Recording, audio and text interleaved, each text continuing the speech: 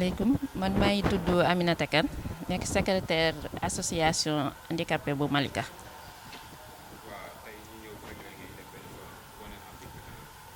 tey dañuy daje fii pour fora pour inclusion handicapé yi ci école yi parce que dañu gis ne jaadu na tamit xale yi ñu leen di dugal école ñuy jàng jaadu na tamit handicapé nekk nit ku nga xamante ne dafa instruire di participer ci jàng yi di participer ci liggéey yi am fonction publique ak yëpp parce que fii ci Sénégal ñun dañu fa am cër boobu ci ñu ngi tàmbalee ci jàng bi ñuy war a jàng ñun parce que booy seet que ne en plus lu ci bëri handicapé yi ñu ngi leen bàyyi ci kër yi dugaluñ leen école ñenn ñi dañ leen di bàyyi ci biir kër yi rek noonu yaakaar na handicapé mënul jàng yooyu yëpp nag moo tax tey ñu ne tey fora bi dinañ ko def pour que ñu gën a inclure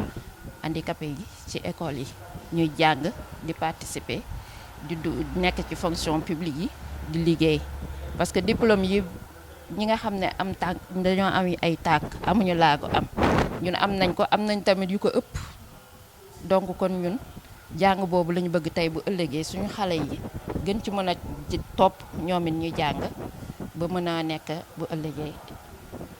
di participer ci développement dëkk bi.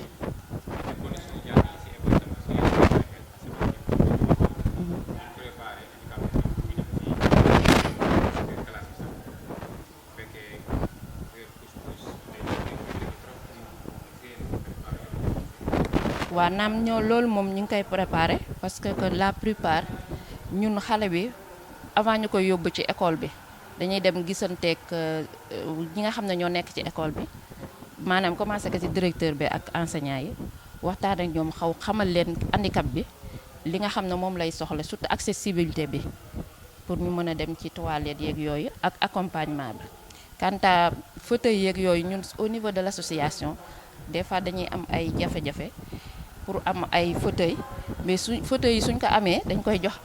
handicapé yi nga xam ne dañuy jàngi pour ñu mën a am accessibilité que ce soit muy beeke wala muy fauteuil mais man moom jotoon naa ci def ay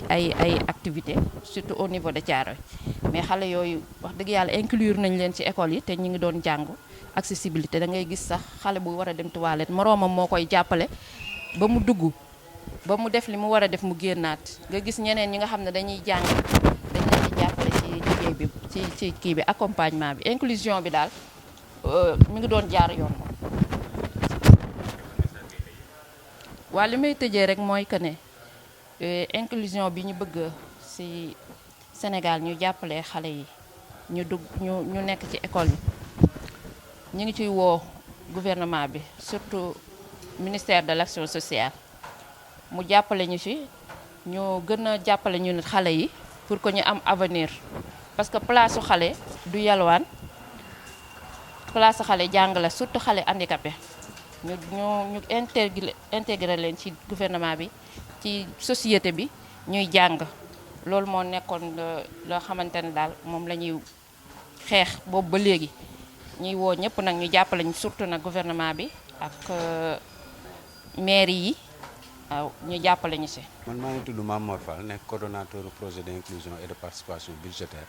des femmes et enfants handicapés de la banlieue. waaw tey jii dañu ñëwoon fii ci Kër Massar pour organiser fi loolu nga xamante ni moom la ñu tuddee un fora de redevabilité sur l'éducation inclusive parce que dañu seetlu ni fii ñu toll boo amulee am njàng amuloo métier pour nga jël sa bopp en charge dans le futur day nekk compliqué te nag état au Sénégal dafa wax ni dafa ratifier ay convention au niveau international ratifier yenn objectifs de développement durable yi ñu ne nag xale bu tollee ci juróom-benni at bu fukki at ak ñeent place am du fenn fu dul ci bërëbu jàngukaay ñu gis na nag loolu dese na mate ci xale yi nga xamante ni dañ nekk ay xale yu way laago ndaxte gis nañ ñu ci bëri ñu ngi ci biir kër yi mënuñu génn mais aussi tamit gis nañ ni tamit ñi nga xamante ni dañu silmaxa wala du ñu dégg fii ci Kër Massar bëriwul ay infrastructure scolaire yoo xamante ni mën nañ leen recevoir ci loolu nag moo nekkoon li ñu indi fii tey waxtaan ak communauté bi effectivement aussi tamit ak collectivités territoriales yi ndaxte ñoom tamit am nañ ci wàll bu am solo boo xamante ni dañ ko ci def ci compétences transférées yi ñu leen dénk éducation dafa bokk moo taxoon ñu boole loolu ak waxtaan ak pour que seen budget yi ñu war a voté ci 2024 mu nekk vraiment des budgets inclusifs ba nga xamante ni tey jii xale yi nga xamante ne nekk ay way laago nekk ci yenn gox yi dinañ mën a bénéficier d'un enseignement approprié pour que seen dund ëllëg mën a nekk lu mën a ñëw loolu nag yëpp bu amee dafa nekk si njàppandalu kuréel gi ñu fi teewal International Budget Partnership IBP nga xamante ni mu ngi gunge jigéen ñi ci wàllu woowu pour seen wér-gu-yaram gën a ñoŋ di gunge aussi tamit xale yi pour que vraiment ñu mën a accéder à un enseignement apprentissage bu mucc ayib. Salaamaaleykum, je m'appelle Sitan Kondé, point focal IBP département Keur Massar. Aujourd'hui, on se rencontre ici par rapport à une activité foire communautaire dédiée au handicap sur la redevabilité de l'éducation inclusive. La redevabilité de l'éducation inclusive fait appel aux collectivités territoriales, collectivités locales et à la communauté en tant que telle pour que les enfants en situation d'handicap, tout handicap confondu, rejoignent les écoles. Écoles privées, écoles publiques, écoles élémentaires, tous les établissements dédiés à la scolarisation des enfants, que ces enfants-là puissent y accéder facilement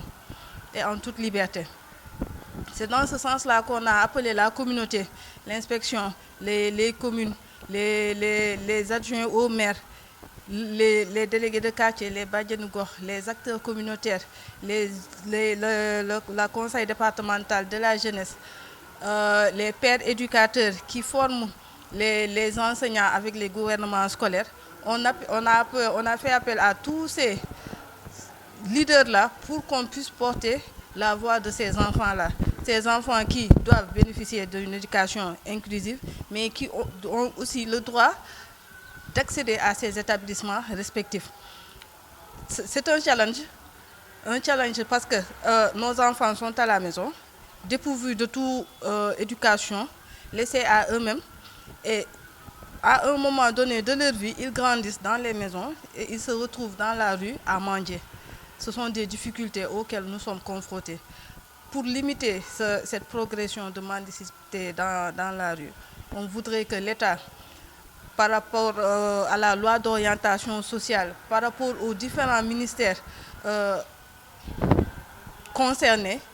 qu'ils puissent prendre le volet handicap. Et par rapport à nos associations respectives, qu'on puisse porter un plaidoyer fort pour l'accès à l'éducation à nos enfants, tout type de handicap confondu, que les sourds, arrivés au niveau des établissements respectifs, puissent trouver un enseignant spécialisé en langue des signes, formé avec une éducation inclusive, qui pourra faire son cours normalement pour les élèves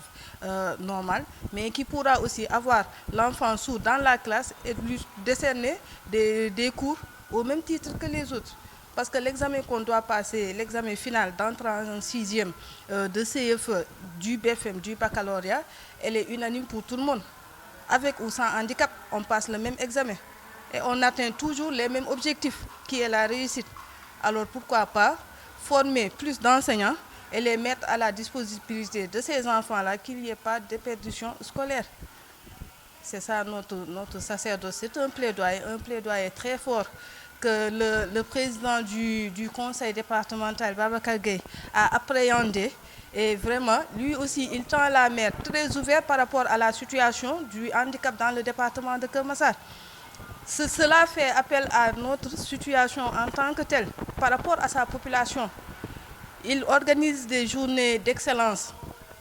au niveau du département de Keur Massar. La dernière fois, on a été conviés, on a fait acte de présence, mais malheureusement, on n'a pas eu d'élèves primés. Et ça, c'est malheureux, parce qu'on a d'excellents élèves. On a des enfants qui vont même jusqu'en 4e, qui tendent vers la classe de 3e et qui réussissent. Alors là, on fait appel au président du conseil départemental par rapport à la journée d'excellence qu'il organise chaque année via l'IF de Keur Massar. L'IF a le droit et a même le devoir de montrer ces enfants-là et qu'ils soient primés à la hauteur de leur effort. C'est une discrimination positive qui va aider cette population-là. Tout en remerciant nos proches collaborateurs, Yembel, Malika, Keur Massar, qui est à l'intérieur Jaxaay et consorts, tout le monde a fait acte de présence. Nous les remercions et espérons que d'ici l'année prochaine, ça sera un autre monde.